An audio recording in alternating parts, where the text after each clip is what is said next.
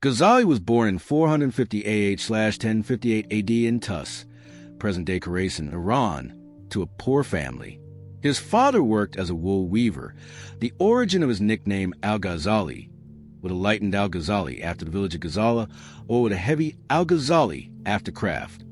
His father died early, and a Sufi took care of him according to his will.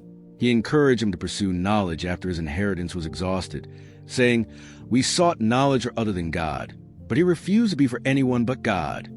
He began his academic journey in Tus under Ahmad al-Radkani, jurist, then traveled to Gorgan to study under Abu al-Qasim al-Ismaili.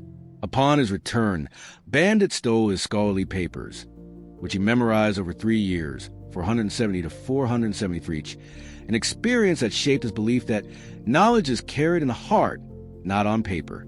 He then moved into Shaper and joined Imam al-Haramain al-Jawani at the Nizamiya school, where he mastered Shafi'i jurisprudence, theology, logic, and philosophy until his teacher's death in 478 AH.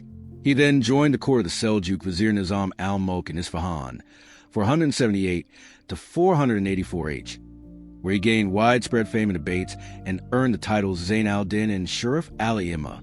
He was appointed professor at the Nizamiya school in Baghdad in 484 AH, and 400 students attended his classes. He became known as Hujjat al-Islam, proof of Islam, after his refutations of philosophers and esotericists in books such as Maqasid al-Falasifa, a critical analysis, Ta'afut al-Falasifa, a refutation of Ibn Sina's philosophy, and Faraj al-Badaniyah, a refutation of Ismailism. In 488 AH, 488 H, he suffered profound spiritual crisis during the height of his glory. He secretly left Baghdad and traveled between Damascus, Jerusalem, and Mecca for 11 years, influenced by Sufism. During this time, he wrote his 2 most famous books, Ihya Ulum al-Din, combining Sharia and Sufism, and Al-Munqidh min al-Dalal, an autobiography detailing his journey from doubt to certainty. He returned to Tus in 499 AH, 499 H, established a school for jurists and a Sufi lodge, but refused to return to Baghdad. He died in 505 H, 1111 AD, kissing his shroud and saying, "I hear and obey the entrance to the king." Al-Ghazali wrote works in 15 fields, most notably Al-Mustasfa, the Principles of Jurisprudence, Al-Iqtisad fi al-I'tiqad Theology, The Incoherence of Philosophers Philosophy, Ihya Ulum al-Din Sufism, and Mukashafat al-Qalb Ethics.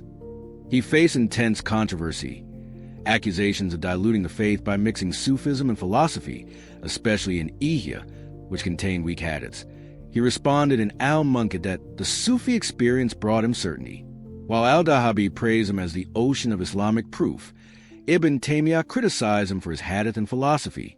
He is considered the renewer of the 5th century for his integration of reason and spirit in a reform project that included the refutation of Greek philosophy, the revival of ethics through Sunni Sufism, and the development of the principles of jurisprudence. His books were translated into Latin and influenced Thomas Aquinas, but his tomb in Tus, discovered in 1995, remained neglected despite its importance. Sayings of Imam Abu Hamid al-Ghazali. Share with us in the comments what is your best quote. Please don't forget to subscribe and like.